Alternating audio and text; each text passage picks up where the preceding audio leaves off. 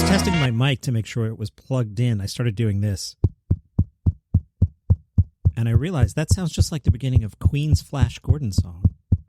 But I digress. Hi, I'm Johnny Mac with your daily comedy news. Speaking of the Queen, the late night shows joked about the Meghan Markle special. See what I did there? Jimmy Kimmel. Harry said racism was a big part of their decision to leave, which, you know, things are bad at Buckingham Palace if they came to America to get away from racism. Great joke, Kimmel. Everyone thinks marrying a prince is like a fairy tale. Turns out it's not.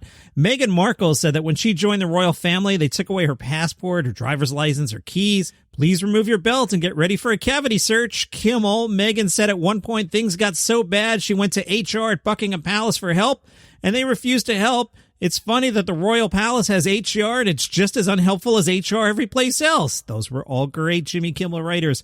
Colbert, hold up. You're saying Buckingham Palace has HR? How long has that been around? Because you'd think someone in human resources might have stepped in to tell Henry VIII that chopping off your wife's head could be interpreted as a hostile work environment. Also great joke. Kimmel and her husband Harry made a number of startling accusations. The governor of New York, Andrew Cuomo, vigorously denied all of them just out of reflex. Awesome. Colbert, I'm going out on a limb here, and I'm going to say there's a possibility, just a possibility, mind you, that this medieval selective breeding program might be racist. Colbert, it's never good when the British ruling class thinks someone is too dark. They steal their land and they make them play cricket.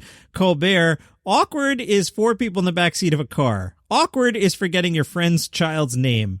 One of your relatives asking you to place your child on Sherman-Williams' color wheel is royally bleeped. Kimmel, imagine after centuries of inbreeding, all of a sudden these people are concerned about the color of a baby's skin. Fallon, well, guys, I have some news to make people feel a little bit better, and that is that the royal family is just as messed up as everyone else is. Seth, Britain's Prince Harry and Duchess Meghan Markle sat down for an interview with Oprah, or as British tabloids reported it, Harry's kidnapper speaks. Fallon, yeah, it was a big event, mainly because they revealed the baby's gender in California without burning down an entire forest. Great Kimmel.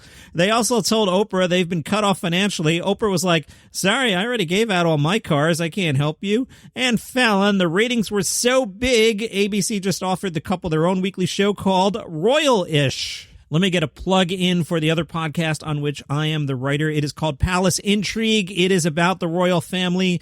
We are having a huge week over there. You have no idea the amount of downloads. It is crazy. Palace Intrigue. It's 5 minutes every day about the royal family. So it's like this minus comedy plus royals, except today, your host Mark Francis reading the same jokes I just did, except in a British accent. Palace Intrigue, wherever you get your shows. The Daily Mail covered some of the overseas reactions. Comedian Catherine Ryan tweeted, research, and I can't stress this enough, your husband. Another social media user joked, turn Buckingham Palace into a Princess Diana-themed gay bar, while one said, what about turn it into the set for RuPaul's Drag Race? Others suggested the writers of The Crown were furiously getting to work on new scripts after watching the interview. Differently ridiculous, from The Blaze, comedian and voice actor Gabriel Iglesias blasted cancel culture in a Saturday tweet following a New York Times article that branded beloved cartoon character Speedy Gonzales as toxic. Gabriel Iglesias is the voice of Speedy Gonzales in the upcoming Space Jam movie. On Wednesday, New York Times columnist Charles Blow took aim at the Dr. Seuss books and certain cartoons that he said perpetuate corrosive stereotypes. In the editorial, he wrote, some of the first cartoons I can remember include Pepe Le Pew, who normalized rape culture, Speedy Gonzales, whose friends helped popularize the corrosive stereotype of the drunken lethargic Mexicans, and Mammy Two Shoes, a heavyset black maid who spoke in a heavy accent. I'm not familiar with Mammy Two Shoes. Pepe Le Pew, yeah, he was, every French stereotype, and a skunk who was always hitting on a cat who would somehow get white paint on her back, making Pepe Le Pew think that she was a skunk. I was 7. I got the joke. I wasn't thinking like, oh, this is acceptable behavior. It's a cartoon about a skunk hitting on a cat with paint on her back. Let's all relax. Gabriel Iglesias, whose nickname is Fluffy, says the article, wrote, I am the voice of Speedy Gonzales in the new Space Jam. Does that mean they're going to try to cancel Fluffy too? You can't catch me, cancel culture. I'm the fastest mouse in all of Mexico. The article points out Cartoon Network once tried to shelve the Speedy Gonzales cartoons back in 1999. 20th century, folks. after accusations that it promoted negative stereotypes. But wait for this. Outcry from its Mexican audience prompted the network to return Speedy to the airwaves. So is anyone actually offended by Speedy Gonzales and Pepe Le Pew? I don't know about that third character there. I don't know. From the laugh button. Going into the Critics' Choice Awards, the lineup for Best Comedy Special category was Jerry Seinfeld, Fortune Feimster, Patton Oswalt, Mark Maron, Michelle Beteau, and Hannah Gadsby. The winner? It was a tie, which is weird. Best Comedy Special went to both Jerry Seinfeld and Michelle Beteau. Those are bad picks. I'll talk about that in a second.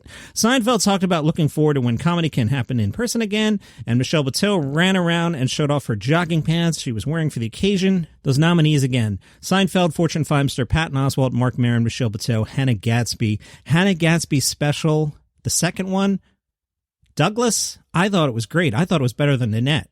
I would have gone there. Mark Maron, his special was all about like the bleakness, and it was prophetic. It came out before the pandemic, but it's like he recorded it 6 months of the pandemic. Those should have been the winners, one of those.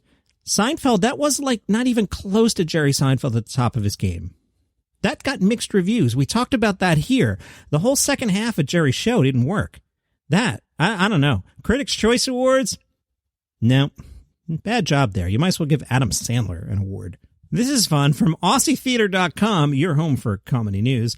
Aussie Theater has 5 double passes to give away to, listen to the name of this show, Awkward Conversations with Animals I've Effed. And they didn't say effed. Awkward Conversations with Animals I've Effed. It's at the MC Showroom on the 24th of March. The description: one-night stands are awkward. One-night stands with animals are more awkward. And when you're as desperate to please as Bobby, things get awkward as F. He's just a guy with too much love to give and a burning desire to give it to consensual adult mammals. A perfectly written dark comedy of one-sided conversations between a man and the animals he has, well, effed. It is strange. Oh boy, is it strange, is the description here. But if you decide to take a walk on the wild side, and you really should, and delve into a bit of strange, then this is the show for you. Hopefully you are listening to me from Melbourne and you can actually go to this thing. Time Out says, I think if you're on board with the title, you won't have any problems with the content.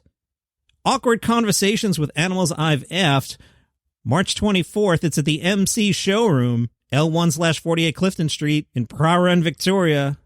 Postal code 3181. You should go. Anybody in Melbourne? If you are, say hi. Say hi to me on Twitter. Make me feel good. Be like, hey, I'm in Melbourne at DCN Pod. Great city. I'm not that hip to the geography. Prahran, however you say it.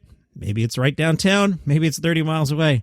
I don't know. Was there once. You guys have a great Botanic Gardens. In the Botanic Gardens is a place called Long Island. It's different than the one right next to New York City. But I took a picture next to it. I thought it was funny. Love Melbourne. Can I interest you guys in some highbrow drivel? Come on, you're in, right? Hilarious takes from serious experts? Yeah, you want to do this. Anthony Janot is your host. He's a critically acclaimed stand-up. Every week, he invites one of his comedy mates to interview an expert/academic about a subject they are way out of their depth on. Listen to this week's show. This got my attention. Ready? Get rid of the kids. This week's topic is Mind the Orgasm Gap for International Women's Day. The description: if you've ever had an orgasm, I have your attention, right? Yeah, this is good copywriting, Anthony Janot. If you've ever had an orgasm, you're probably not surprised to hear that people like them. But unfortunately, in news that will surprise few women but too many men, I got to clean up your language here, Anthony Janot. Women orgasm significantly less than men in heterosexual couples. The massive difference is known as the orgasm gap. Just in time for International Women's Day, Anthony Janot talked to comedian Gianna Chang and psychology postdoctoral student Jessica Jordan to discuss what the stats say, why it happens, and how it can be corrected. So, it's fun, the show. I'm making it sound like, this is like a college class. No, it's a light, funny, and easily accessible way to hear the latest from some seriously mind-blowing experts. It's called Highbrow Drivel. They're not mad at me anymore because I hang out with Zuck and Elon. They get it. I got to make some money here. That's why I'm always reading commercials for mid-roll podcasts. Highbrow Drivel, wherever you get your shows. Today's one of those days on the podcast I love. I got so much stuff. I bounced like 2 major things, but hey, easier for tomorrow. Let's talk comedy's top dog. Hey, I didn't bring my phone. How am I going to check Instagram? I have to go get my phone.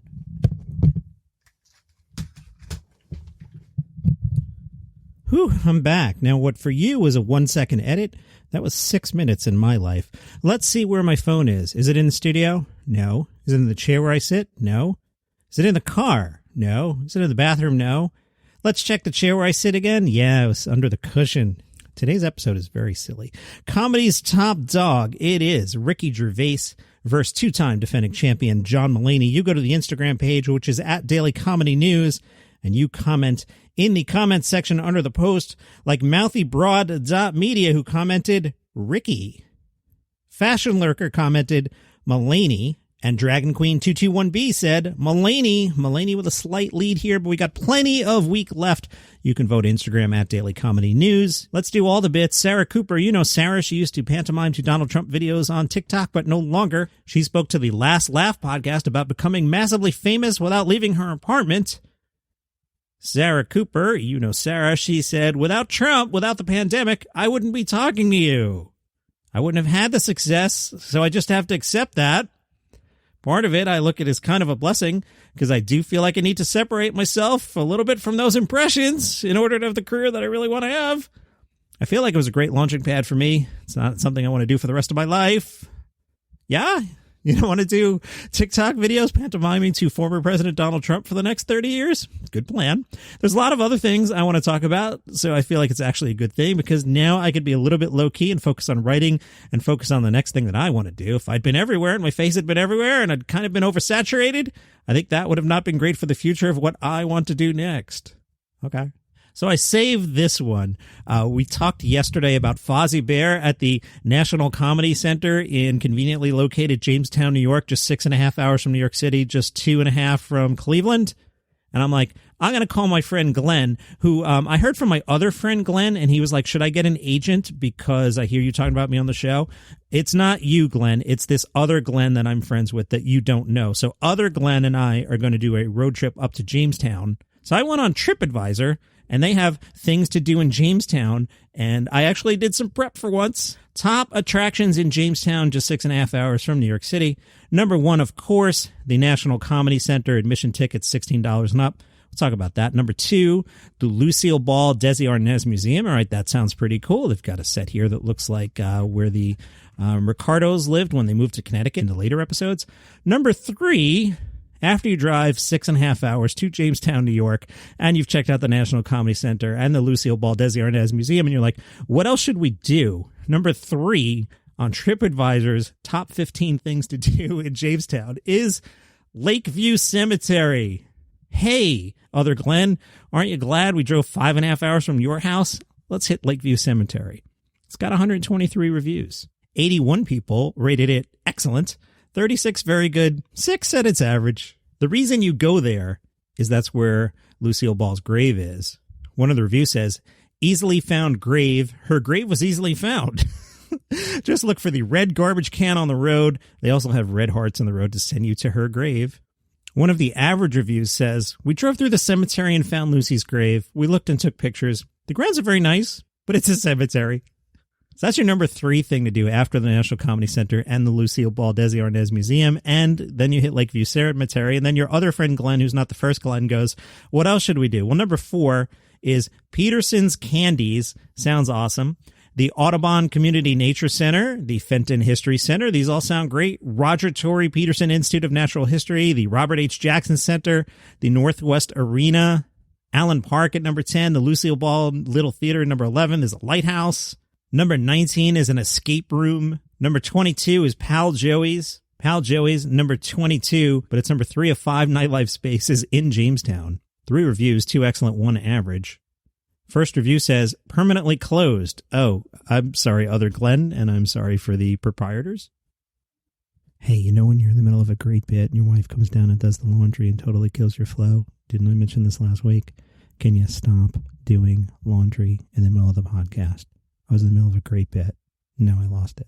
Now we're just going to wrap up. And that's what we're going to do in Jamestown, Glenn. Plus, I broke the website. It won't load now. It crashed when I was doing the bit, and now it won't even tell me. So, Jamestown, New York, just 6.5 hours from New York City, and you can visit the National Comedy Center and a cemetery. Jimmy Kimmel tweeted, were you in New York City in 1986? We're making a doc for ESPN, and we're looking for great photos /home movies /radio /etc. of the 86 Mets on or off the field. If you want to be part of it, send an email to 86metsfilm@itv.com.